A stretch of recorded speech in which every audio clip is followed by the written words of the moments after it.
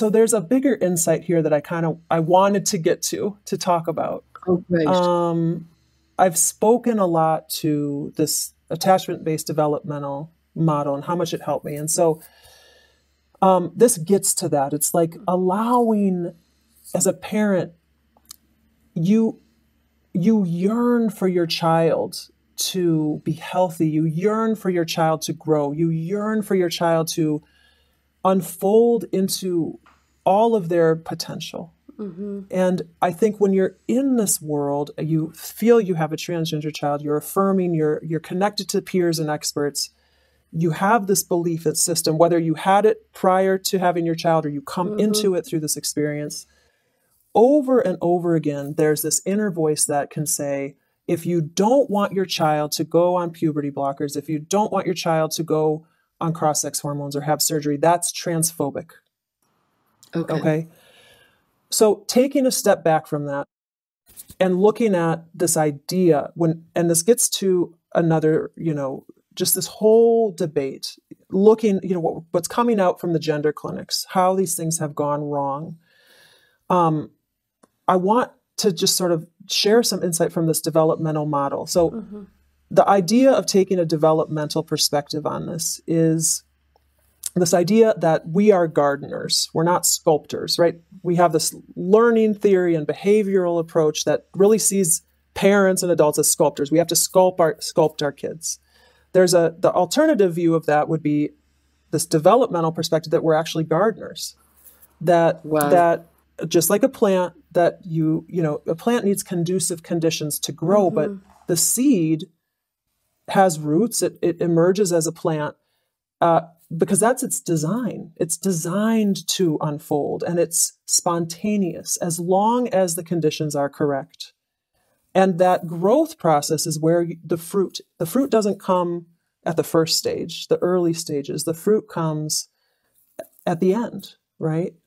And so if we take this and apply it to our child, and I'm coming back around to your question, Stella, if we look at this as nature's design, that our child is going to grow, if conditions are correct or conducive, the child will grow deep roots and unfold, then puberty is the essential rite of passage between childhood and adulthood.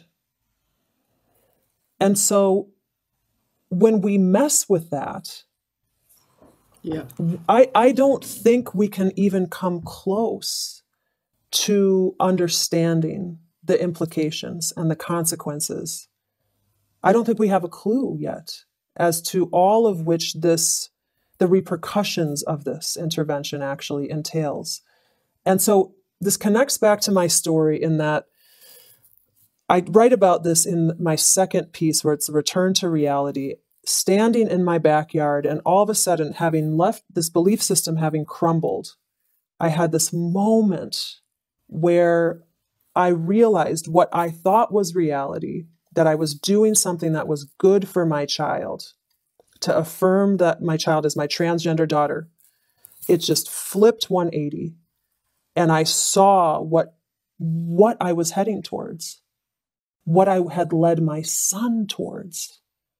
And it was so shocking to me, the harm I could have done. It was so shocking. And there was this Eliza Mondegreen thread that she wrote a few weeks ago about Dante's Inferno and this tumbling down to the depths of hell. And I will tell you, that moment for me, when I saw that, I thought I was doing something good. I could have done great damage. It was like a straight shot down the inferno. And I think it's because of this greater picture of what are we doing when we interfere in this unfolding?